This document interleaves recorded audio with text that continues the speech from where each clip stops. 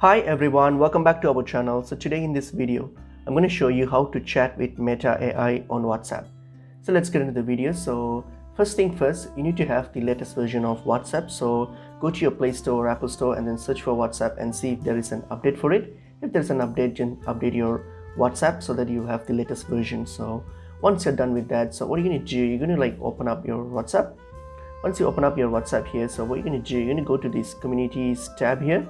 So go to the communities tab here, and then here what you're going to do, you're going to search or select the community that you want to use the Meta AI chat feature for. So just choose that, and then once you have chosen that, so what you're going to do, you're going to go to this type box here. So here click on it, and then you're going to type at Meta AI. So just type at Meta AI and send it.